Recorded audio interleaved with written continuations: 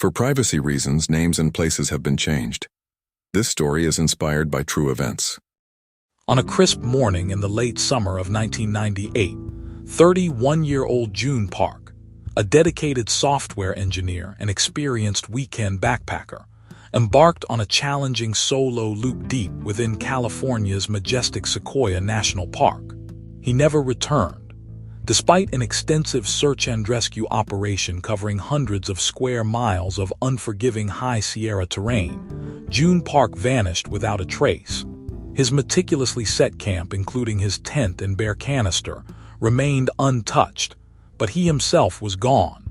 For 20 agonizing years, his family lived with the crushing weight of unanswered questions and profound uncertainty, their hopes slowly fading. Then, in 2018, tucked inside a hollow of a lightning-scarred cedar in a remote, almost inaccessible corner of the park, a remarkable discovery was made: a sun-bleached handheld GPS unit. This is the complete investigation into what happened to June Park. Before we continue, let us know where you're watching from, and if you enjoy this content, consider liking and subscribing to our channel. Now let's continue. June Park, a 31-year-old software engineer, found his true solace not in the intricate lines of code, but in the boundless expanses of the California wilderness. An avid weekend backpacker, he approached the outdoors with the same methodical precision he applied to his profession, meticulously planning each excursion. His passion drew him repeatedly to the High Sierra, a realm of granite peaks, ancient forests, and pristine alpine lakes, where the grandeur of nature dwarfed human concerns. In the summer of 1998, Park embarked on what was to be another such journey, a solo loop backpacking trip deep within Sequoia National Park, along a spur of the renowned High Sierra Trail.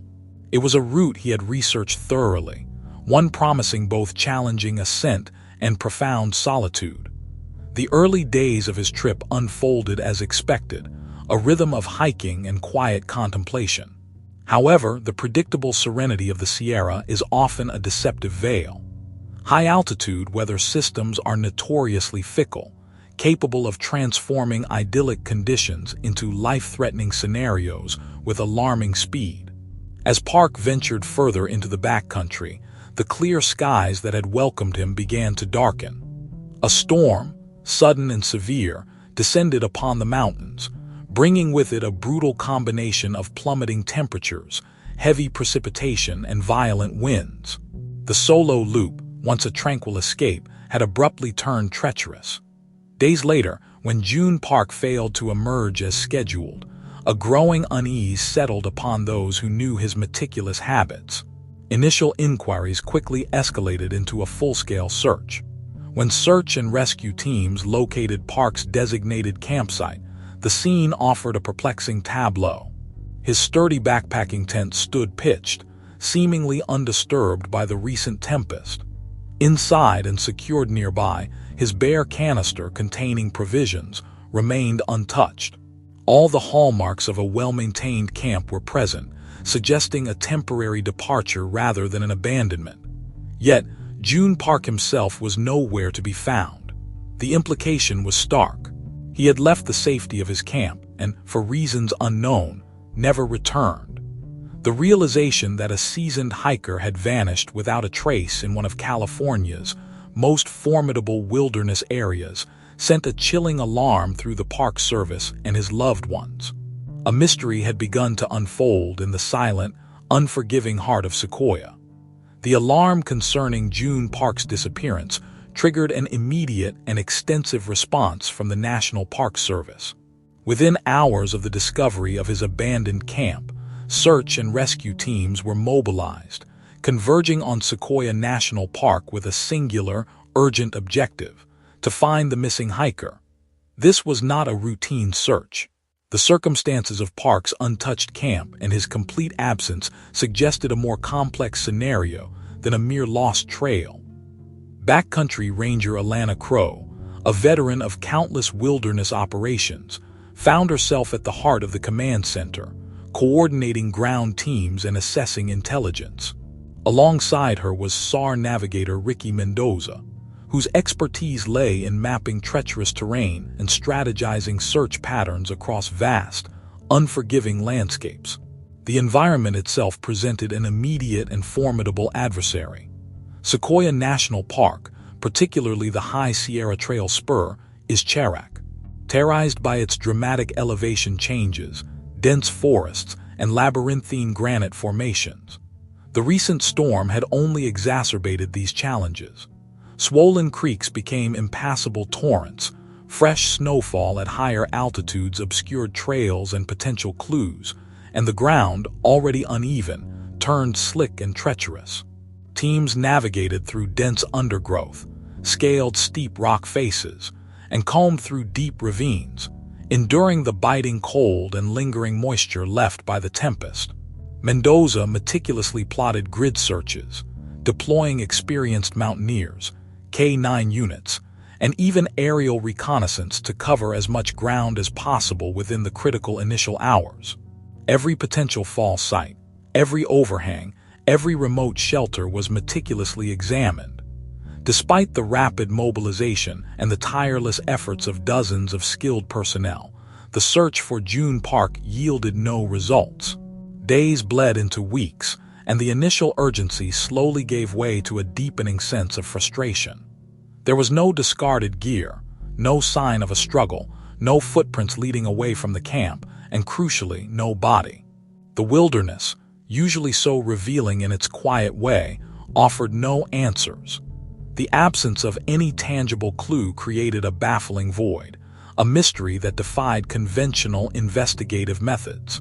Alana Crow and Ricky Mendoza, along with every member of their teams, faced the grim reality that June Park had vanished without a trace, leaving behind only an undisturbed tent and a growing enigma in the silent vastness of Sequoia.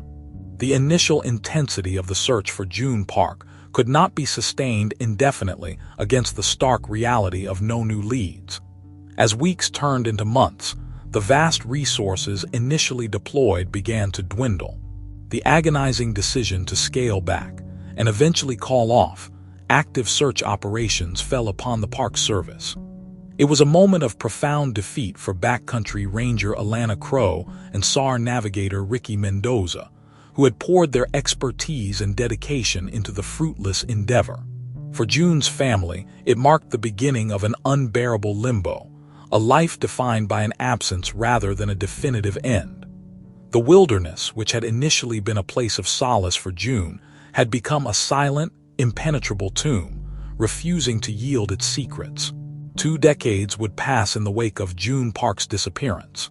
20 years of seasons cycling through Sequoia National Park, each winter burying the trails under snow, each spring melting it away, but never revealing the truth of what happened in 1998. For the investigators, particularly Alana Crow and Ricky Mendoza, the case remained an open wound, a file that was never truly closed. It became a ghost in their professional lives, a stark reminder of the cases that defied every effort, every piece of knowledge, every intuition. They carried the weight of the unknown, the lingering questions, and the unfulfilled promise to a grieving family. For the Park family, the passage of time offered no comfort. Hope, initially a fierce ember, slowly faded to ash, replaced by a quiet, persistent ache. They learned to live with the void, but never truly accepted it.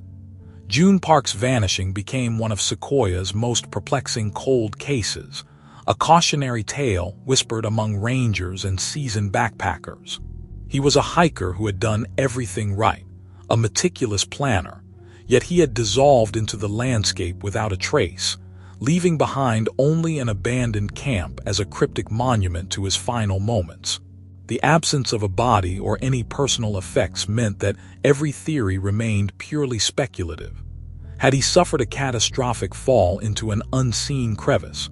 Was he caught in an avalanche of loose rock or snow? Did he succumb to exposure, disoriented by the storm and unable to find shelter? Without any concrete evidence, these questions hung heavy in the air, unanswered and unanswerable. The mystery endured, a silent testament to the unforgiving power of the High Sierra and the profound silence of a cold case. The long silence of the High Sierra had held its secrets for 2 decades. June Park's disappearance relegated to the archives of unsolved mysteries.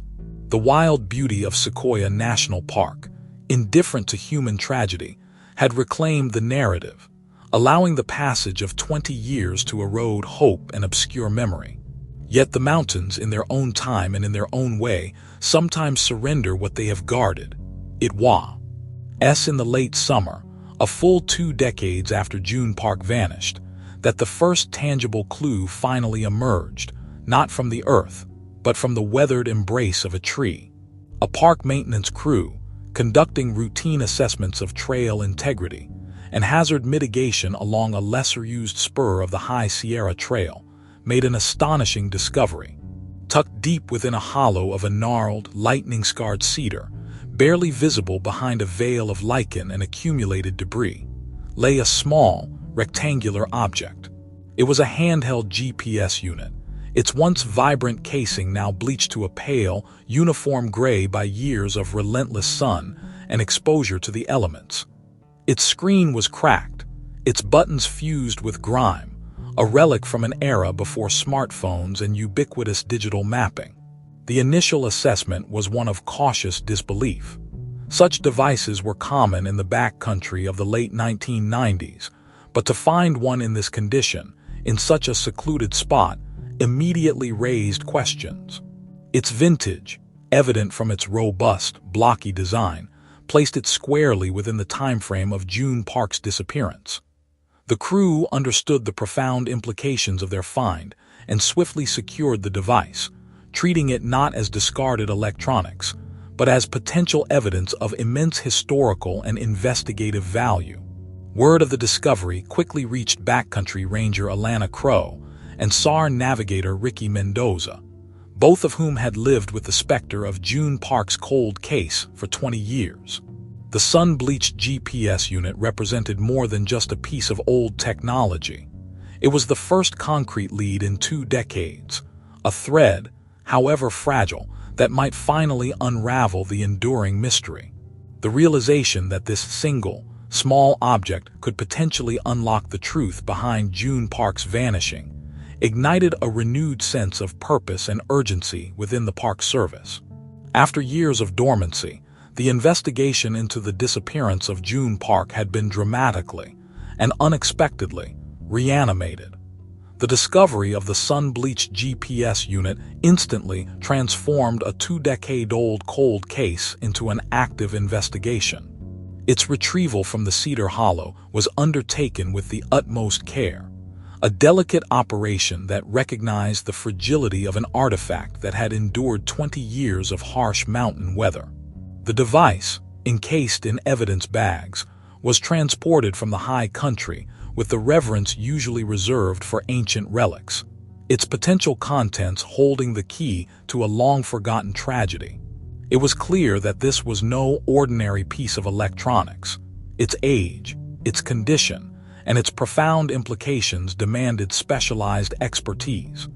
The unit was delivered to a state-of-the-art forensic lab, where a unique set of skills was required to coax information from its damaged components.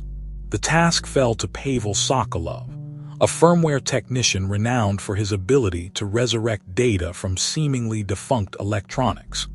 Sokolov possessed an encyclopedic knowledge of vintage GPS technology and the intricate methods required to bypass physical damage and logical corruption. His laboratory, a meticulous array of micro-tools, soldering stations, and specialized diagnostic equipment, became the new focal point of the June Park case.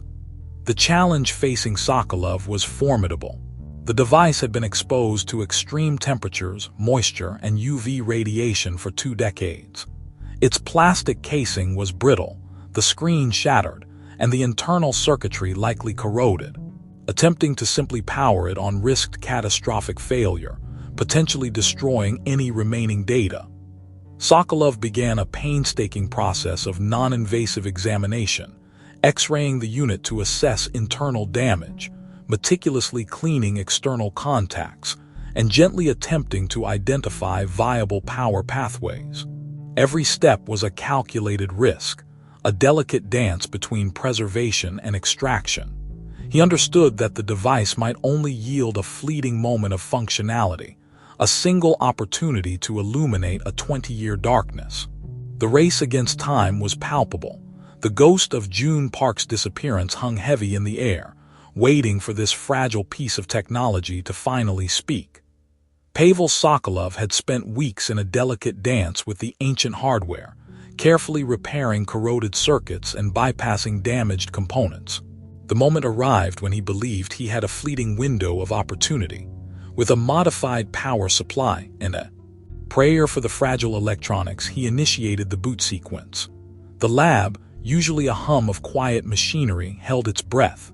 A flicker, then a low-resolution display, scarred by a spiderweb crack, miraculously illuminated. It was a faint green luminescence, a ghost from the past, but it was alive. The device had booted long enough. The data retrieval was immediate and intense. What Sokolov extracted was a breadcrumb drift, a series of recorded waypoints, time-stamped, tracing a path through the wilderness. It was June Park's final journey, laid bare by the very technology he had carried. The raw coordinates alone were valuable, but the true brilliance of Sokolov's analysis lay in his ability to interpret more subtle, often overlooked, data points. He noted a consistent clock skew within the GPS unit's internal timer, a slight, predictable drift in its timekeeping. This seemingly minor imperfection proved to be a critical key. Sokolov began an intricate process of correlation, layering the GPS unit's breadcrumb trail and its unique clock skew against high-resolution topographical maps. These maps provided detailed topo shading, illustrating the subtle undulations of the terrain, elevation changes, and the presence of natural features like ridges, valleys, and gully systems. By aligning the GPS's recorded time inaccuracies with the known solar patterns and the corresponding shadows and light captured in the topographical data, Sokolov could precisely pinpoint the time of day each waypoint was recorded, even with the device's internal clock imperfections. This meticulous cross-referencing revealed a startling detail in June Park's final recorded movements. The breadcrumb trail, after following a known path, veered sharply off the established High Sierra Trail spur. The correlated clock skew and topo shading indicated a specific, critical juncture, a snow bridge crossing to a concealed gully. This was the breakthrough, the precise location hidden for 2 decades. The data suggested June Park had attempted to traverse a snow bridge, a temporary structure of compacted snow spanning a chasm, which, unbeknownst to him, concealed a deep gully beneath its pristine surface. The GPS unit had traced his final steps to the precipice of a fatal, unseen hazard. After 20 years of silence, the antiquated device had finally spoken, leading investigators to the exact, previously overlooked point where June Park's journey had likely come to its tragic end. The precise coordinates derived from Pavel Sokolov's meticulous analysis of June Park's GPS unit provided the first tangible destination in 2 decades. Backcountry ranger Alana Crow and SAR navigator Ricky Mendoza, their faces etched with a mixture of apprehension and grim determination, led a small, specialized team back into the High Sierra. Their objective was no longer a blind search, but a directed expedition to a specific point, a concealed gully identified by the antiquated device. The journey was arduous, tracing the same remote spur of the High Sierra Trail that June Park had once traversed before veering off into the untamed wilderness. Upon reaching the coordinates, the team encountered the landscape exactly as the GPS data and topographical correlations had suggested. A treacherous snow bridge, still partially intact despite the passage of time and seasons, spanned a deep, narrow chasm. Beneath its deceptively uniform surface lay a concealed gully, its depths obscured by shadows and accumulated debris. The evidence was stark, confirming the tragic narrative woven by the breadcrumb drift. June Park, navigating the storm-ravaged terrain in 1998, had likely attempted to cross this very snow bridge, unaware of the fatal void it masked. The sudden collapse, or a misstep on its slick, unstable surface, would have sent him plunging into the gully below, an accident from which survival would have been impossible. The High Sierra in its indifferent majesty had claimed him, hiding its secret for 20 years. For Alana Crow and Ricky Mendoza, the discovery brought a somber form of closure. The cold case that had haunted their careers, a silent testament to the mountain's unforgiving power, finally had an answer. The uncertainty, the gnawing questions, the years of speculation were replaced by a clear, albeit tragic, understanding. For June Park's family, the news, though heartbreaking, offered the profound relief of knowing.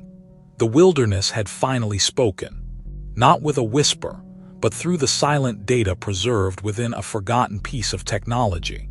The resolution of June Park's disappearance underscored the enduring power of human ingenuity and the unexpected resilience of technology. A device considered obsolete, battered by 2 decades of extreme exposure, had held within its circuits the key to a long unsolved mystery. It was a testament to the dedication of individuals like Pavel Sokolov, who refused to accept the impossible, and to the unwavering commitment of investigators who never truly abandoned hope. June Park, a man who sought solace in the grandeur of Sequoia, ultimately found his final resting place there, his story finally illuminated by a signal from the past. His legacy became a poignant reminder of the inherent risks of the wild and the relentless pursuit of truth, even across 2 decades of silence.